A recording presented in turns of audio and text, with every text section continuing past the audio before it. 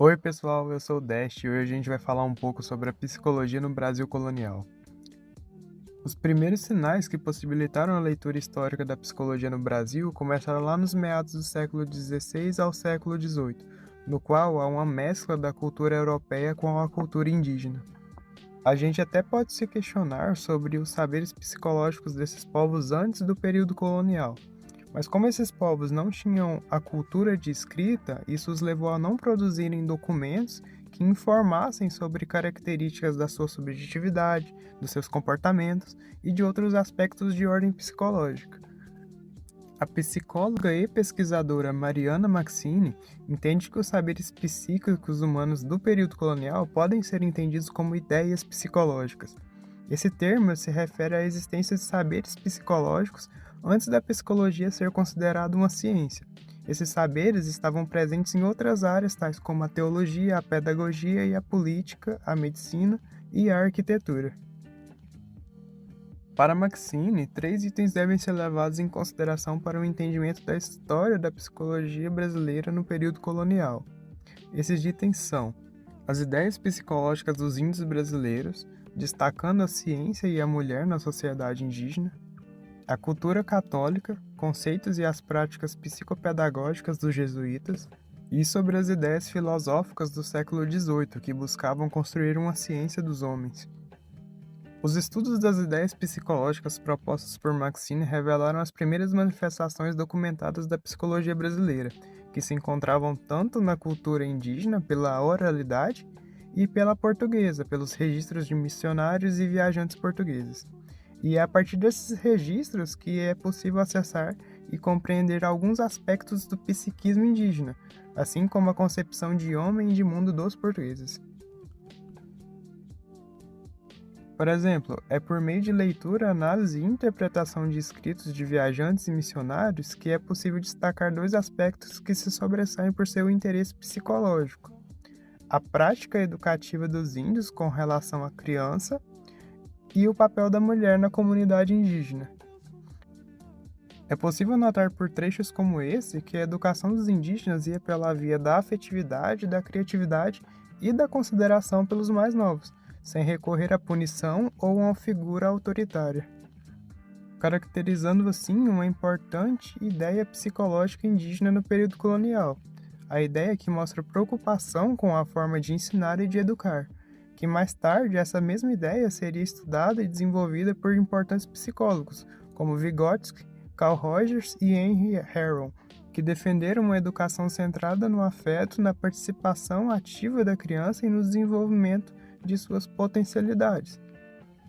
Já no papel da mulher na comunidade indígena, Maxine destaca a relevância do papel da mulher, sua relativa liberdade e importância social comparando-a com a mulher portuguesa, cujo confinamento e estigma de inferioridade as definiu na época. Ao contrário, as mulheres indígenas participavam juntamente com os homens de todos os trabalhos, festas, danças, rituais, na vida da comunidade, não havendo uma distinção tão rigorosa de papéis. As mulheres tinham a tarefa de receber os hóspedes em um tipo de ritual simbólico em que se contava histórias e relembrava o passado, passando assim o conhecimento da tribo adiante, evidenciando um importante saber psicológico indígena referente à memória e ao seu valor simbólico. O tema memória futuramente seria investigado, compreendido e conceitualizado pela filosofia, pela sociologia e pela psicologia, como objeto de estudo aprofundado. Parte 2: Cultura católica. A cultura católica, especificamente por meio da Companhia de Jesus, os jesuítas, teve um papel fundamental na formação de ideias psicológicas no Brasil colonial. Essas ideias elas estavam presentes na filosofia influenciada pela escola elástica e foram amplamente difundidas pelos jesuítas que chegaram no país em meados de 1549. A escola elástica era uma importante corrente de pensamento que misturava a filosofia de Aristóteles com a teologia de São Tomé de Aquino. Ela tinha um caráter dogmático que limitava os jesuítas a se manterem dentro das interpretações tomistas, rejeitando conceitos fundamentados em posições agnósticas ou naturalistas. Dessa filosofia aristotélico-tomista surgem conceitos e ideias como a de curar ou sanar enfermidades da alma ou do ânimo, por meio de uma ciência da alma, o que precede a ideia de tratamento psicopatológico, tema muito importante dentro da psicologia contemporânea.